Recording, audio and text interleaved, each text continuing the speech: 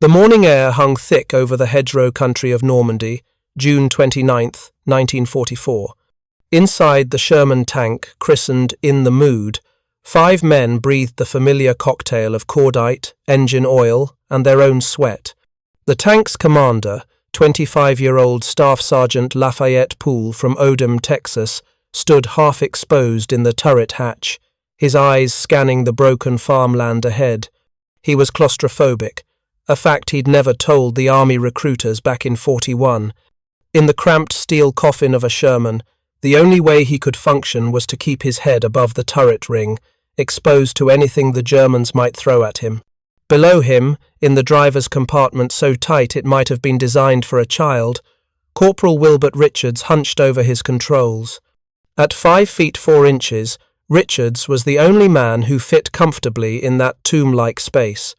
The crew called him Baby, though there was nothing infantile about the way he handled 30 tons of Sherman through the murderous terrain of the bocage. Beside him, Private First Class Bertrand Close manned the bow machine gun, his wire-frame glasses perpetually fogged in the humid interior. At 17, Close still had peach fuzz on his cheeks. The crew called him School Boy, and he'd kill more men in the next 3 months than most soldiers would see in the entire war. In the turret, Corporal Willis Oller pressed his eye to the gun sight with the intensity of a watchmaker examining a particularly delicate mechanism. At 29, Oller was the oldest man in the crew, and his face already bore the sooty imprint of tanker's goggles, a mark that would never quite fade, as if the war were branding him for future reference. Behind Oller, Technician 5th grade Delbert Boggs prepared 75mm shells with the mechanical precision of someone who understood that hesitation measured in seconds could mean the difference between survival and incineration. Boggs had chosen the Army over a manslaughter charge. The crew called him Jailbird, and by September he would have more blood on his hands than any civilian jury could have imagined. These 5 men, packed into a machine that weighed 33 tons but offered less protection than its German counterparts, were about to begin a rampage that would redefine what was possible in armoured warfare. Over the next 81 days, they would destroy 12 confirmed enemy tanks and 258 armoured vehicles, half-tracks, self-propelled guns, tank destroyers, armoured cars. They would kill over 1,000 German soldiers and capture 250 more. They would do this while riding in 3 different Sherman tanks, each one shot out from under them, each one bearing the same name painted in white block letters. In the Mood. If you're enjoying this deep dive into the story, hit the subscribe button and let us know in the comments from where in the world you are watching from today. The question that would haunt military historians for decades was not whether Poole's crew achieved these numbers. The records are verified, witnessed, and documented in after-action reports signed by officers who watched it happen. The question was, how? How did 5 ordinary men, crammed into a tank that was outgunned, out-armoured, and outmatched by its German opponents, become the deadliest tank crew in American history? And perhaps more importantly, what did they become in the process? The answer begins not with Poole's crew, but with the machine they inhabited and the doctrine that governed its use.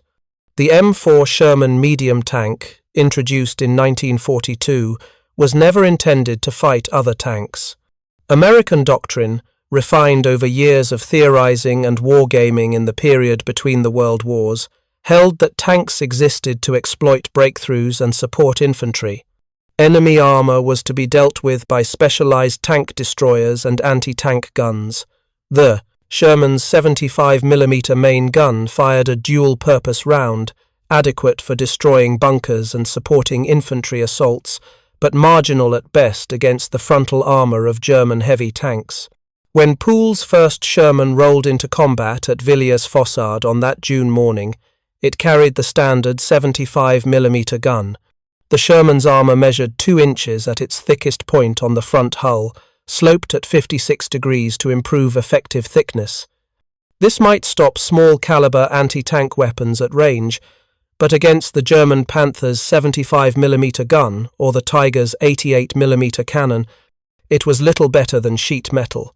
A Panther could kill a Sherman from 2,000 meters. A Sherman needed to close to within 500 meters to have any hope of penetrating a Panther's frontal armor, and even then, success was far from guaranteed. The men who designed American armored doctrine had never fought in the hedgerows of Normandy. They had never experienced the unique horror of bocage warfare, where every field was a separate fortress, bounded by earth banks 6 feet high and topped with ancient hedges grown so thick and tangled that even a tank could not pass. The hedgerows created a maze of corridors where visibility rarely exceeded 100 meters, where German Panzerfaust teams could lurk in any shadow, and where the tactical advantage always lay with the defender. Poole had trained for 3 years before entering combat. He'd joined the army in June of 1941, 6 months before Pearl Harbor, drawn by the same restless energy that had made him a star football player in high school and driven him to study engineering at Texas College of Arts and Industries. When the newly formed 3rd Armored Division began assembling at Camp Beauregard, Louisiana, in 1942, Poole was among the first to volunteer for tank training. He was promoted to Staff Sergeant in 1943 and turned down officer candidate school because he wanted to stay with his crew. The crew he assembled was an unlikely collection. He'd chosen them himself, one by one, based on something he could never quite articulate, a sense of who would function under pressure, who would remain calm when death pressed against the armor from every direction. He called them his pups, though 2 of them were older than he was. They called him War Daddy, a nickname that started as a joke about his intensity during training, but took on a different meaning once they entered combat. By the time the 3rd Armored Division landed in Normandy on June 24, 1944, Poole and his crew had spent countless hours together in the confines of their Sherman. They knew the sound of each other's breathing, could interpret the slightest change in tone over the intercom, had developed a wordless communication that would later be described by witnesses as almost supernatural. But they had never been shot at. They had never killed anyone. They were, despite all their training, fundamentally innocent. That innocence died at Villiers-Fossard. Combat Command A of the 3rd Armored Division attacked at dawn on June 29th. The mission was straightforward: punch through German positions to allow the 19th Corps to straighten their front lines. Poole's platoon led the assault, with "in the mood" at the point, a position Poole had claimed over the objections of the other tank commanders. Years later, his driver Richards would tell a war correspondent about Poole's habit of leading every attack. The men would draw straws to see who would lead the spearhead the next day. Poole would just say, "I'm leading this time," and stand there grinning while we cussed him out. But we'd go along just the same. By God, I think we were more scared of Poole than of Jerry. The attack began with an artillery barrage that turned the Norman countryside into a moonscape. As the shells lifted, Poole's column of Shermans moved forward, tank dozers with bulldozer blades cutting gaps through the hedgerows. The Germans had dug in along the La Forge-Bois de Bretel road, and their first response was not armour, but Panzerfaust's handheld anti-tank weapons that could be fired from the cover of a hedgerow and abandoned immediately, leaving the Sherman crew with no target to return fire against. Poole's log shows that he destroyed 3 German vehicles in the first hours of combat. The records don't specify the types, but they were likely half-tracks or trucks caught in the open. Then, in the village of Les Forges, a Panzerfaust round struck "in the mood" on the side armour. The hollow charge warhead, designed to concentrate explosive force into a jet of superheated metal, punched through the Sherman's 2-inch plate as if it were paper. Poole's first instinct was correct: get out. A penetrated Sherman could brew up in seconds, the ammunition cooking off in a chain reaction that would turn the interior into a crematorium.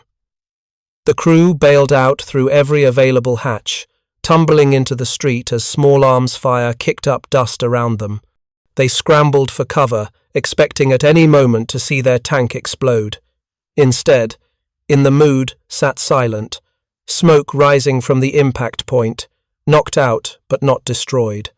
Poole and his crew were unhurt. That fact alone was remarkable. A piercing hit in combat killed or wounded crew members in the majority of cases. But they had lost their tank after less than a day of combat. As they huddled in a ditch, watching other Shermans rumble past toward the objective, Poole made a calculation that would define everything that followed. The problem, as he saw it, was not the Panzerfaust. It was the hedgerows. It was the inability to see the threat before the threat saw you. It was the doctrine that said tanks should button up, seal every hatch, and navigate by periscope in combat. But Poole was claustrophobic, and in that moment, his personal weakness became tactical insight. He needed to see.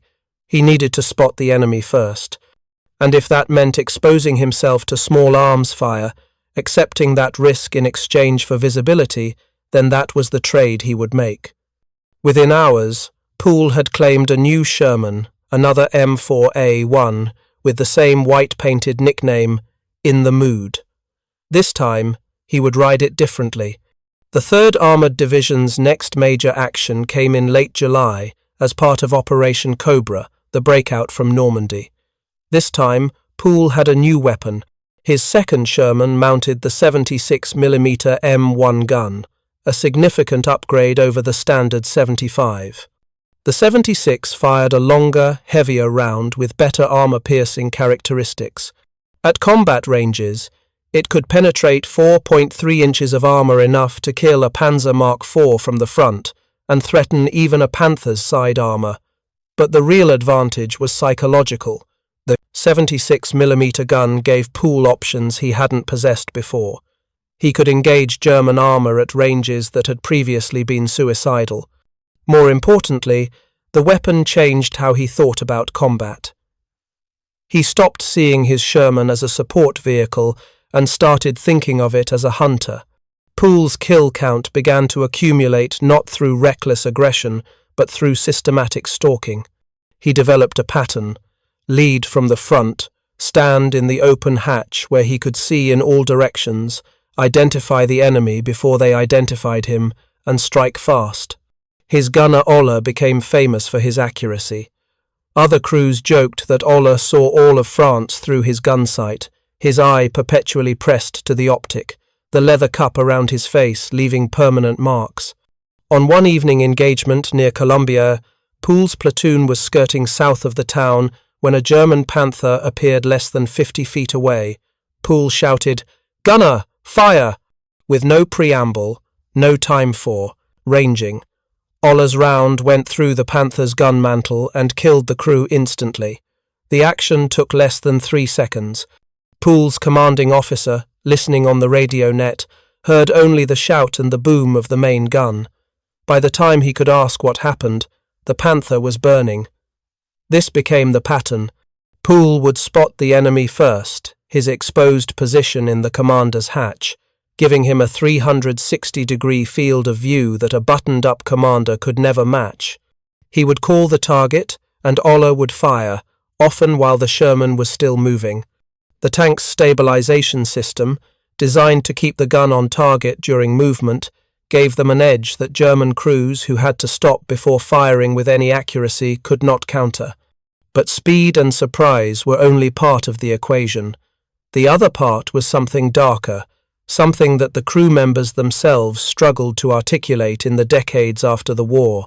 It was the discovery that killing became easier with repetition, that the German tank or half-track in the crosshairs was no longer crewed by men, but was simply a target, a statistic, a mark on a tally sheet. Close, the 17-year-old bow gunner, became vicious with his .30 caliber machine gun, cutting down German infantry with mechanical precision. When his commander said, "Ain't got the heart to kill 'em," over the radio, Close's response was to open fire anyway. Poole's voice came next. "Watch the bastards run, give it to 'em, Close." This was the psychological transformation at the heart of Poole's success. Combat, sustained over days and weeks without respite, had stripped away the hesitation that marks civilized men. The crew of In the Mood had become something both more and less than they had been: a perfectly efficient killing machine, operating at the edge of human capability, but paying a price that would only become clear later. By August of 1944, Poole's crew had developed a reputation that preceded them through the ranks of the 3rd Armoured Division. Other tank commanders studied their tactics. Infantry units requested them specifically for support missions, but reputation, in war, is a double-edged weapon. It meant Poole's tank was always placed at the tip of the spear, always given the most dangerous assignments, always expected to succeed where others might reasonably fail. The numbers tell part of the story. Between late June and mid-August, Poole's crew destroyed an average of more than 3 armoured vehicles per day of combat. But averages obscure the reality. Combat in Normandy and the subsequent breakout was not continuous. There were days of movement, days of waiting, days when weather or logistics halted operations. The killing happened in concentrated bursts, hours of intense action, followed by periods of maintenance, resupply, and the exhausted sleep of men who had pushed themselves beyond normal human limits. The crew's method had refined itself through trial and survival. Poole remained in his exposed position, accepting the constant risk of sniper fire or shell fragments in exchange for visibility. Richards, in his tomb-like driver's compartment, had developed an almost mystical ability to maneuver the Sherman through terrain that should have been impassable. He could have parallel parked that big Sherman in downtown New York in rush-hour traffic, Poole would later say, and it was not hyperbole. Richards could back the tank at full speed, spin it in its own length, thread it through gaps that appeared too narrow, all while under fire, and without being able to see more than a few meters through his limited vision blocks. Oller's accuracy had become legendary. Poole would later claim that his gunner could shoot the eyebrows off a gnat at 1,500 yards, and the after-action reports support this. In engagement after engagement, Oller's first round was a kill.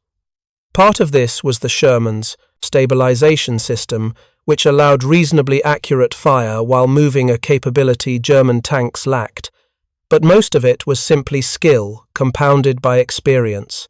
Oller had learned to judge range by eye, to compensate for the ballistic drop of the 76mm round, to lead moving targets with instinctive precision. Close and Boggs had also evolved. Close, the youngest crew member, had lost whatever boyish innocence he'd brought to France. His bow machine gun accounted for an unknown but substantial number of the German infantry casualties attributed to Poole's crew. Boggs, the loader, had developed the ability to maintain a sustained rate of fire that exceeded the Sherman's theoretical specifications. In the heat of action, he could load, extract spent casings, and prepare the next round in a rhythm that turned the main gun into something approaching an automatic weapon. But what made the crew truly exceptional was not individual skill. It was the way they functioned, as a single organism. Poole would spot a target and call it Panzer, 2 o'clock, 800 meters, and before the words finished, Oller's gun was traversing. Boggs had the right ammunition type ready. Richards was adjusting the tank's position to give Oller the clearest shot. The time from target identification to first round impact could be as little as 4 seconds. In tank warfare, where the side that fired first usually won, 4 seconds was the difference between life and death.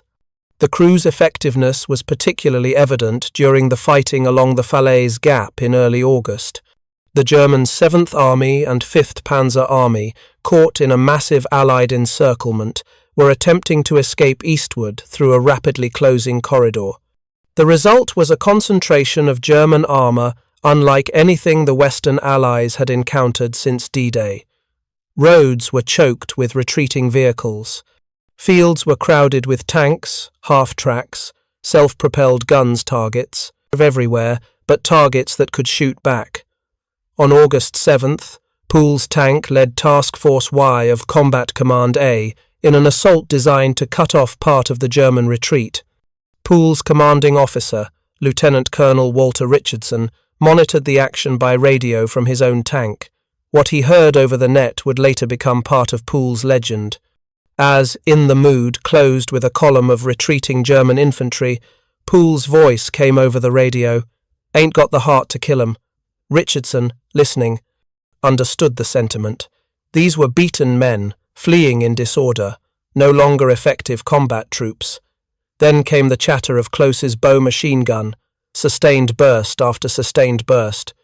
Poole's voice returned to the net. "Watch the bastards run, give it to 'em." Close. Richardson included the exchange in his after-action report, though he struggled to explain what it meant.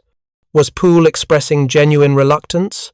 Was it dark humour, the kind of joke that men make, and when they're operating beyond the normal boundaries of human behaviour? Or was it something else, a recognition that what they were doing had crossed some invisible line, that the crew of In the Mood had become executioners as much as soldiers? The Battle of the Falaise Gap lasted through mid-August and became what some historians would later call a turkey shoot, German armour caught in the open, Allied fighter-bombers and artillery raining destruction, and tanks like Poole's finishing off whatever survived the aerial attacks. Poole's crew destroyed dozens of vehicles during this period. The exact count is disputed in the records. The chaos of the Falaise fighting made precise attribution difficult, but Poole's official tally includes at least 30 armoured vehicles destroyed in the first 2 weeks of August alone.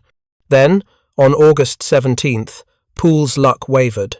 The crew was leading Combat Command A in clearing the last German forces from the village of Fromental.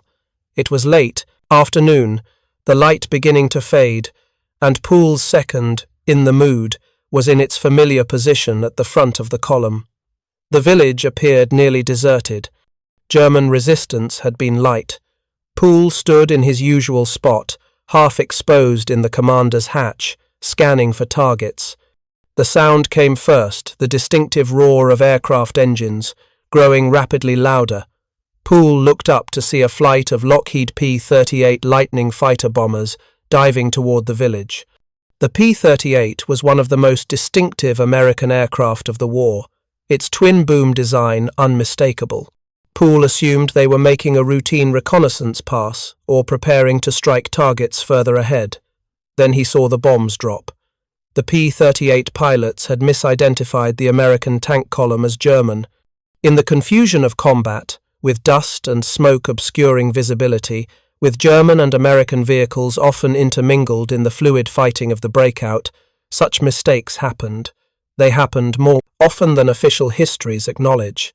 Friendly fire blue on blue, in modern military terminology, killed hundreds of Allied soldiers in the Normandy campaign. Poole shouted a warning into the intercom, "Bail out." But the bombs were already falling.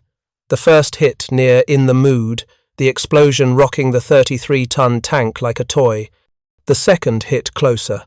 Then a P-38 made a strafing run, its 50-caliber machine guns stitching a line of impacts across the street. One round struck In the Mood directly, penetrating the thinner top armour. The crew evacuated through every hatch simultaneously. Richards and Close went out the front, Oller and Boggs through the turret hatches, Poole launching himself out of the commander's position. They hit the ground and scrambled for cover as the P-38 seconds made another pass. Behind them, In the Mood burned not from enemy action, but from American bombs and American bullets. If you find this story engaging, please take a moment to subscribe and enable notifications. It helps us continue producing in-depth content like this. For the second time in less than 2 months, Poole's crew had lost their tank, and for the second time, they had survived without serious injury. The statistical improbability of this was not lost on Poole. Most Sherman crews that lost a tank lost men.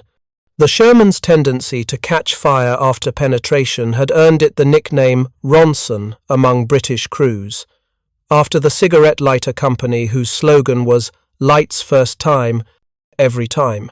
German tankers called it the Tommy Cooker. The survival rate for a crew after a penetrating hit was less than 50%. But Poole's crew had now been knocked out twice and walked away both times. It should have felt like providence, like protection from some higher power. Instead, as they sat in a ditch watching their tank burn, Poole felt something else: inevitability. The numbers were against them. Every day in combat was a roll of dice. Eventually, The dice would come up wrong. Within 24 hours, Poole had commandeered a third Sherman.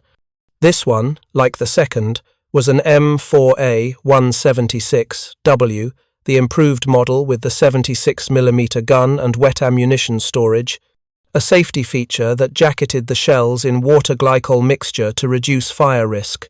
Poole had the name painted on again, In the Mood, white block letters on olive drab armor. The same name, the same crew, the same mission, but something had changed.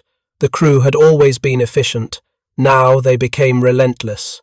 There was an edge to their operations that hadn't been there before, a sense that they were racing against time, that they needed to accomplish something before the inevitable happened. Poole pushed harder for the lead position. Richards drove faster, took greater risks. Oller's already impressive accuracy improved further. Close and Boggs maintained a rate of fire that left their hands blistered and their ears ringing even through their headsets. The psychological cost of this intensity was invisible to outsiders, but profound to those experiencing it. Poole later described the sensation of existing in a permanent state of heightened alertness, unable to relax even during rest periods, his mind constantly running tactical problems. Richards developed a twitch in his left eye that would persist for years after the war. Oller's hands shook when he wasn't at the gun controls. Close stopped writing letters home. What could he possibly say that would be true without being unbearable? The 3rd Armoured Division crossed into Belgium in early September. The breakout from Normandy was complete. The German army in France was shattered, retreating in disorder toward the German border. For the Allies, it seemed possible that the war might end by Christmas. For Poole's crew, Belgium meant new hunting grounds. At Namur, a small city on the Meuse River, Poole's 3rd In the Mood destroyed 16 enemy vehicles in a single day. The engagement lasted from dawn until dusk, a running battle through city streets and surrounding countryside. The targets included half-tracks, assault guns, self-propelled anti-tank guns, and several armoured cars. Poole's tally book, kept meticulously despite the chaos of combat, recorded each kill with terse precision. 847 hours, half-track, 200 metres.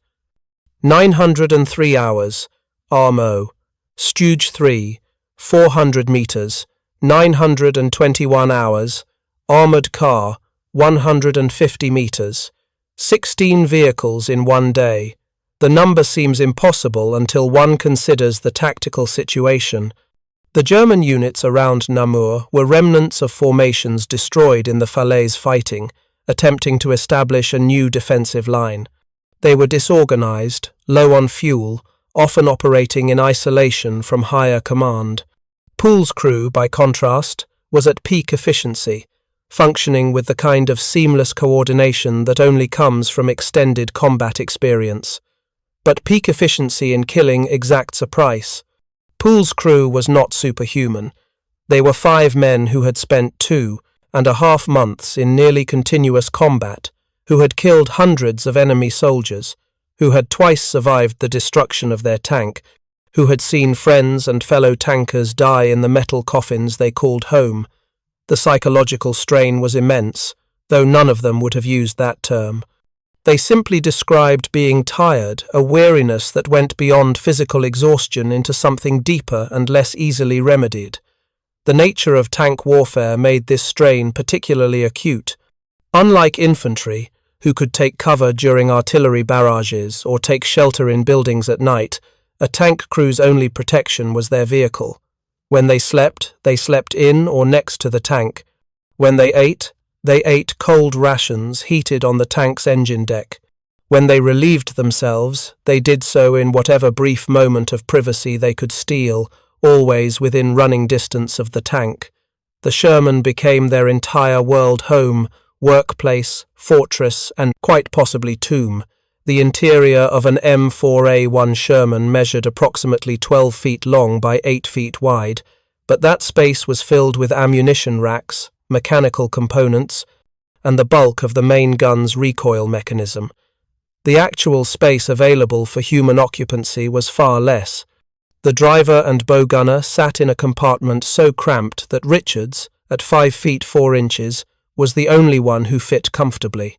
The turret offered slightly more room, but 3 men, commander, gunner, and loader, shared a space roughly 6 feet in diameter, crowded with the gun breech, ammunition ready racks, radio equipment, and periscopes. Living in such confinement for months on end would be difficult under any circumstances.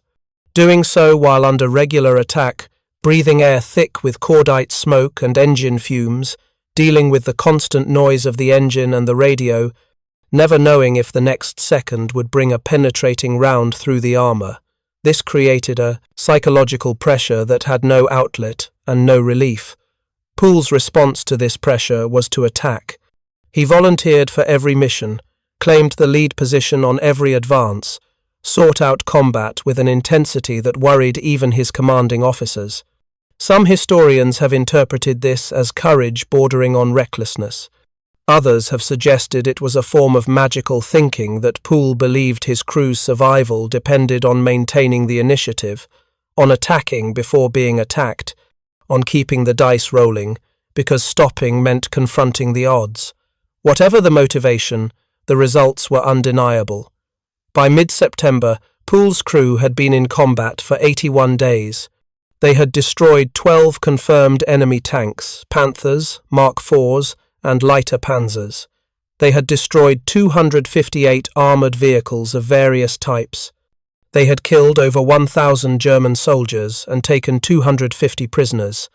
Their official record showed 21 major engagements, but the reality was that they had been in some form of combat almost every day they were in the field. The 3rd Armoured Division approached the German border in mid-September, driving toward Aachen, the first major German city in the path of the Allied advance. The Siegfried Line, Germany's western defensive barrier, lay ahead, a belt of fortifications, tank obstacles, and prepared positions designed to halt any invasion. Breaking through the Siegfried Line would require everything the 3rd Armoured could muster. Poole's commanding officer, Lieutenant Colonel Richardson, pulled him aside on September 18th. The conversation was brief but significant. Plans had been made to rotate Poole's crew back to the United States for a war bond tour. They would give speeches, appear at rallies, tell their story to audiences hungry for heroes.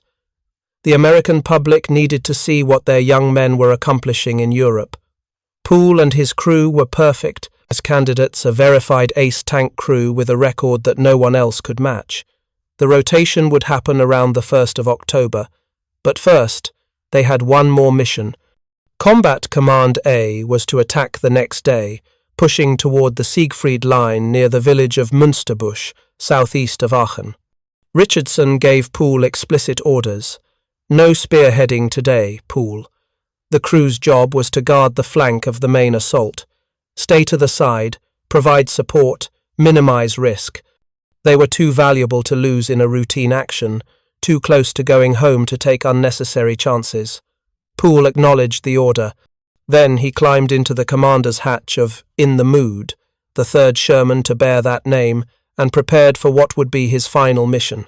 The night of September 19th was dark, with clouds obscuring the moon. Poole's tank moved into position with the rest of Combat Command A, engines rumbling in the darkness, crews checking weapons and ammunition for the 100th time. Around them, the other tanks of the 3rd Armoured Division prepared for the assault. Poole stood in his usual position, half exposed in the commander's hatch, breathing the cool night air. After 81 days of combat, this had become normal, the pre-attack tension, the metallic taste of adrenaline, the knowledge that in a few hours some of these tanks would be burning and some of these men would be dead. But for the first time since June, there was something else, the possibility of an ending. The war bond tour meant rotation back to the States. It meant seeing Texas again, sleeping in a real bed, eating food that hadn't been heated on an engine block. It meant being something other than a killer in a steel box. For Poole and his crew, September 19th represented not just another mission but a threshold, make it through one more day, and they would cross from the world of combat into whatever came after. The attack began at dawn. Combat Command A advanced in multiple columns, pushing toward the prepared German positions around Münsterbusch. Poole's 3rd in the mood moved with the assault, but true to Richardson's orders, not in the lead position. They were on the flank, supporting the main thrust, maintaining security against counterattack. It should have been routine. The German defenders around Münsterbusch included elements of several Wehrmacht and SS units, reinforced with heavy weapons and supported by a number of Panther tanks. The Panthers were among the best tanks Germany fielded sloped frontal armor that could deflect most Allied anti-tank rounds, a long-barreled 75mm gun that could kill a Sherman at ranges where return fire was impossible. A single well-positioned Panther could hold off an entire column of Shermans if the terrain favored it. One such Panther had positioned itself in ambush near Münsterbusch, hull down behind an earth berm, gun covering the approach route. Its commander had clear fields of fire and strict orders to engage only at close range, where penetration was certain. It was a killing position, and the German crew waited with the patience of hunters who knew their prey would come to them. Poole's Sherman advanced through a ravine, following the designated route. Ahead, other tanks of Combat Command A pushed toward the objective. Poole maintained his usual vigilance, eyes scanning constantly, looking for the telltale flash of a muzzle or the movement of a turret that would indicate enemy armor. Behind him in the turret, Ola pressed his eye to the gun sight. In the hull, Richards drove with one hand on the controls, ready to react instantly to Poole's commands. Boggs had a round ready, waiting for the target call that would initiate the familiar routine of firing and reloading. Then Poole saw the Panther. It emerged from its hide position 75 meters away, turret traversing toward them. Poole shouted the target call, but even as he spoke, he knew they were too slow. The Panther's gun fired first. The round struck in the mood on the turret front, penetrating the armor and detonating inside the fighting compartment. The explosion killed Private First Class Paul Kenneth King instantly. King was the replacement gunner. Ola had been temporarily transferred back to the United States for reasons the records don't specify. King had been with the crew for less than a week, barely long enough to learn their names. The impact threw Poole out of the commander's hatch, launching him into the air like a rag doll. He hit the ground hard, his right leg mangled by shrapnel from the penetrating round. Richards, reacting with the instincts developed over 81 days of combat, threw the Sherman into reverse, trying to back away from the Panther's kill zone. The Panther's gun fired again. The second round caught in the mood as Richards backed toward a ditch. The Sherman, already damaged and positioned precariously on the edge of an embankment, tipped over the side. The 33-ton vehicle rolled, coming to rest on its side at the bottom of the ditch. Inside, the surviving crew members scrambled to escape before fuel or ammunition exploded. Richards and Close evacuated through the driver's hatches. Boggs, shaken but unhurt, climbed out through the turret. Poole lay 20 feet away, conscious but unable to move. His right leg was opened from thigh to knee, the femoral artery severed, blood pumping out with each heartbeat. He could see the wound, could understand what it meant. Without immediate treatment, he would bleed out in minutes. He fumbled for his morphine syringe, managed to inject himself, then did something that witnesses would later describe as both horrific and pragmatic. He pulled out his pocket knife and attempted to cut off the ruined portion of his leg himself. The rest of Poole's crew didn't know their commander had been blown out of the tank. In the chaos of the rollover, in the desperate scramble to evacuate, they assumed he'd gotten out through the commander's hatch and taken cover like the rest of them. It was only when they regrouped and did a head count that they realized Poole was missing. Medics found him several minutes later, semi-conscious from blood loss and morphine, his pocket knife still in his hand, the ground around him soaked red. They applied a tourniquet, loaded him onto a stretcher, and rushed him to the field hospital. The leg couldn't be saved. The damage was too extensive, the blood loss too severe. Surgeons amputated 8 inches above the knee, removing the shattered bone and mangled flesh, leaving Poole with a stump that would, decades later, still cause phantom pains. The crew of In the Mood had survived 81 days of combat. They had fought in 21 major engagements. They had destroyed 12 enemy tanks and 258 armoured vehicles. They had killed over 1,000 enemy soldiers. They had ridden 3 different Shermans, each knocked out, each abandoned, each bearing the same name painted in white letters on olive-drab armour. And on the 81st day, in the last action before they were scheduled to rotate home, their luck had finally run out. The field hospital where surgeons amputated Lafayette Poole's leg was a converted barn 12 miles behind the front lines. The surgery took place on a table that had, days earlier, held farm equipment. Poole drifted in and out of consciousness, the morphine creating a dreamscape where past and present blended together. In those fever dreams, he was back in the commander's hatch of In the Mood, calling targets, hearing Ollah's gunfire, feeling the satisfaction of another kill confirmed. When he woke, he was missing a leg, and the war was over, at least for him. The official recommendation for Poole's Medal of Honor was submitted by Lieutenant Colonel Richardson on September 21st, 2 days after Poole's wounding.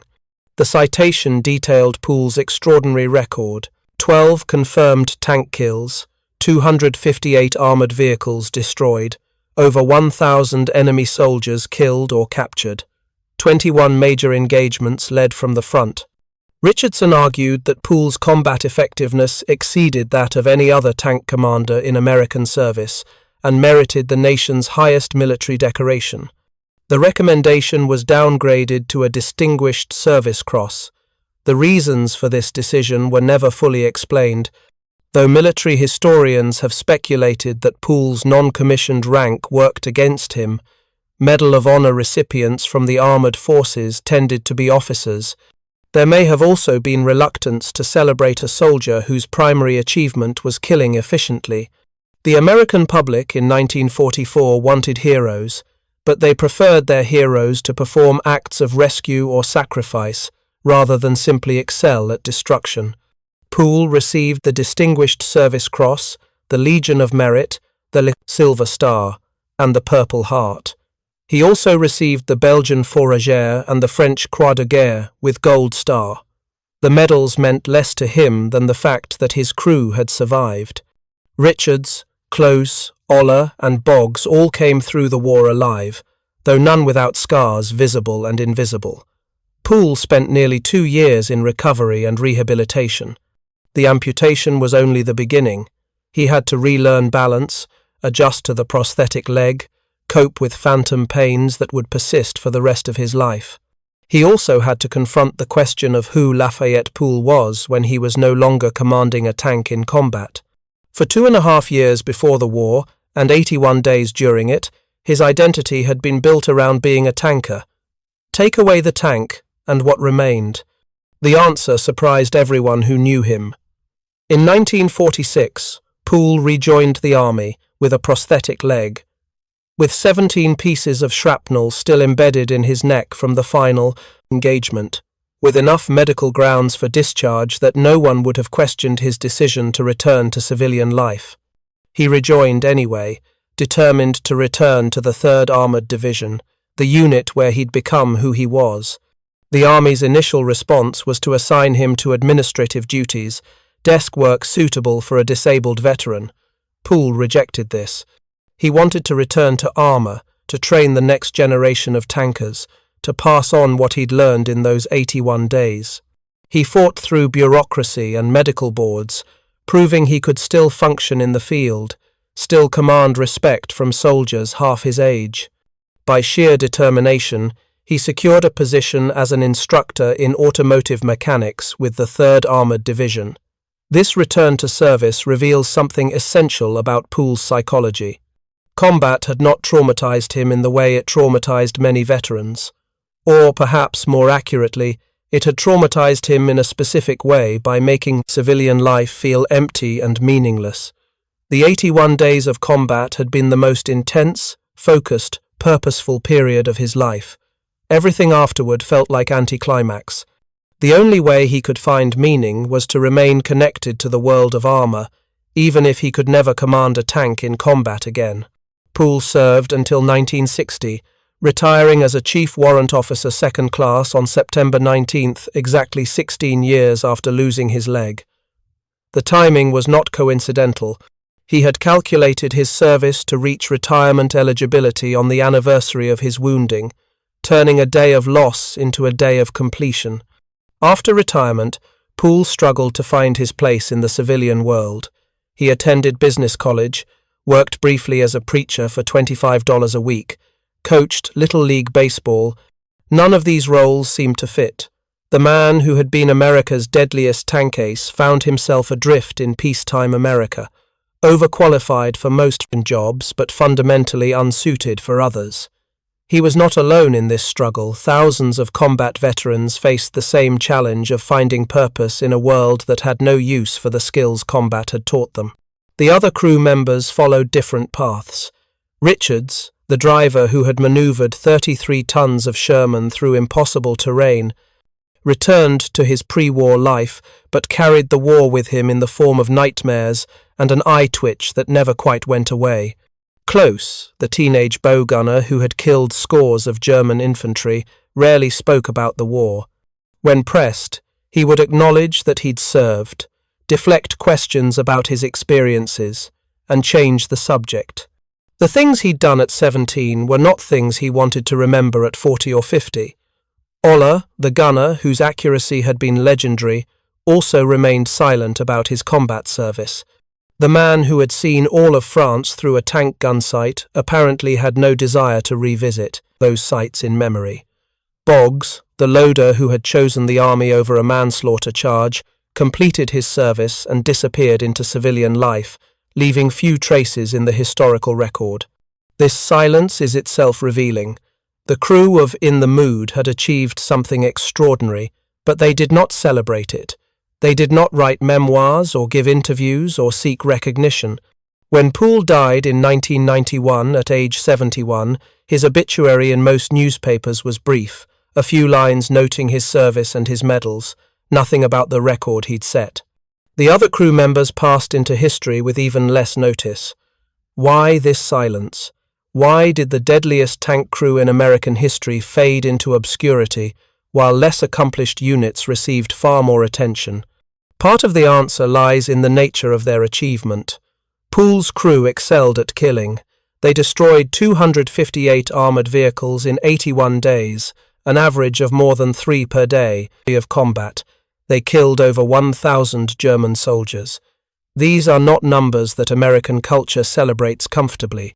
The United States honors soldiers who storm fortifications under fire, who rescue wounded comrades, who sacrifice themselves for others.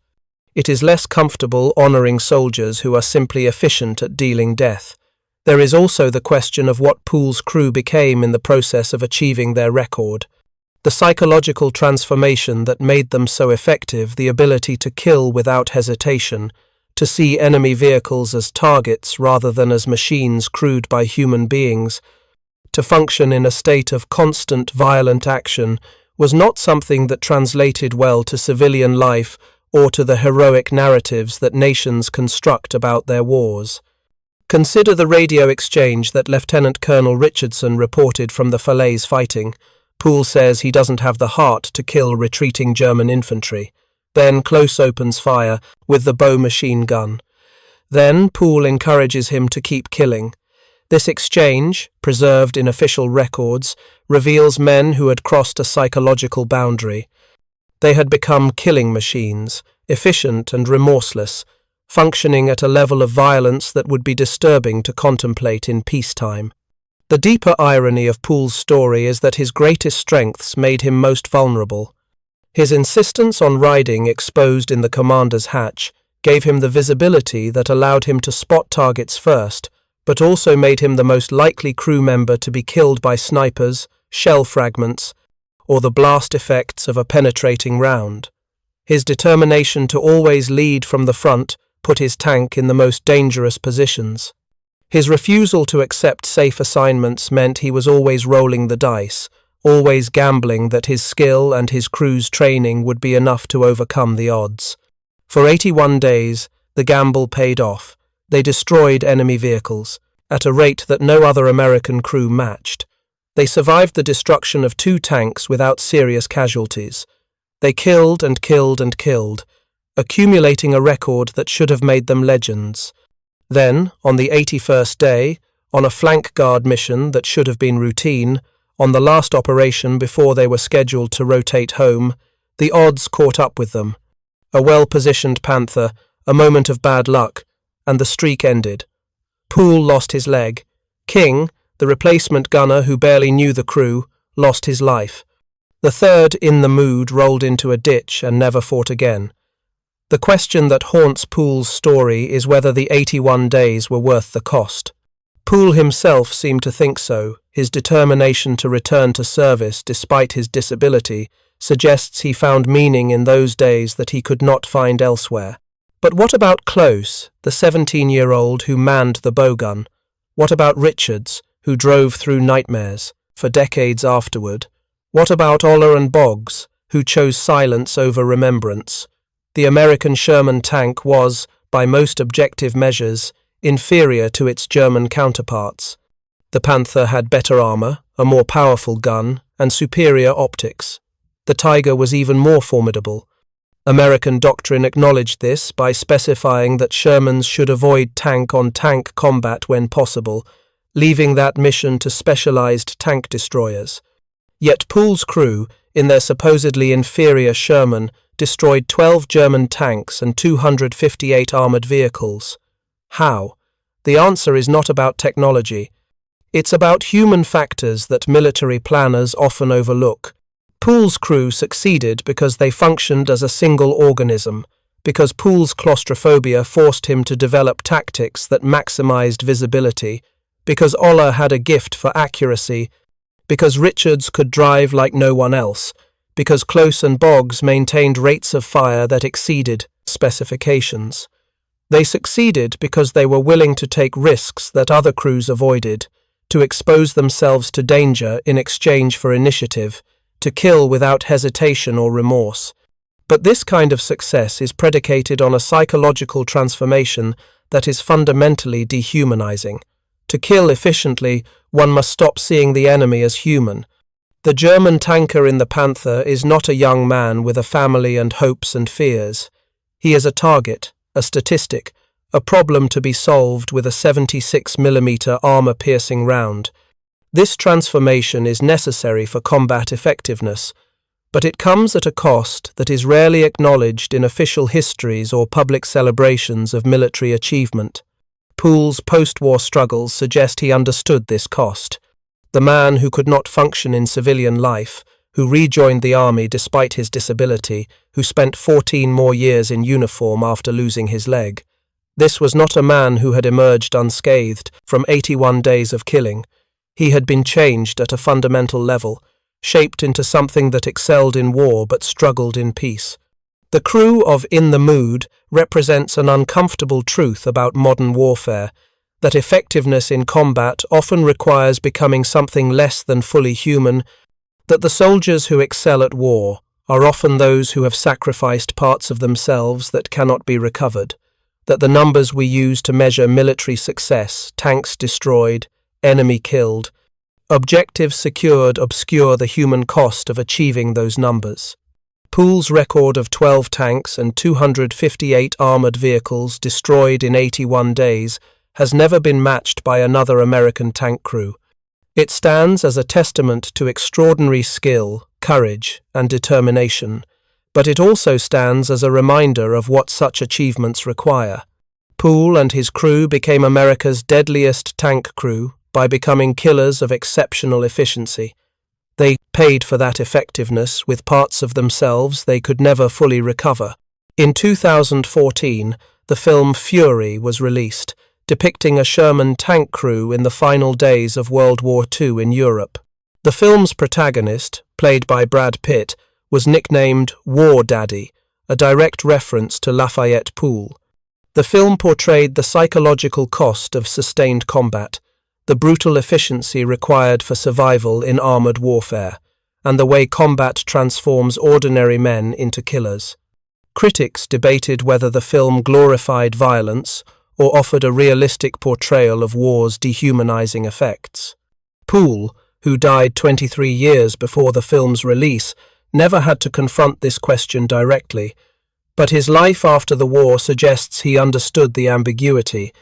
He was proud of his combat record. He kept detailed logs. He cooperated with military historians. He never disavowed what he and his crew had accomplished. But he also never sought public recognition, never wrote a memoir, never tried to capitalize on his status as America's tank ace of aces. Perhaps Poole understood something that takes most soldiers years to learn, that there are achievements in war that deserve neither celebration nor condemnation, but simply acknowledgement. That the crew of In the Mood did something extraordinary, something that required courage and skill and sacrifice, but also something that extracted a price from each of them that could never be fully repaid. On May 30th, 1991, Lafayette Green Poole died at age 71.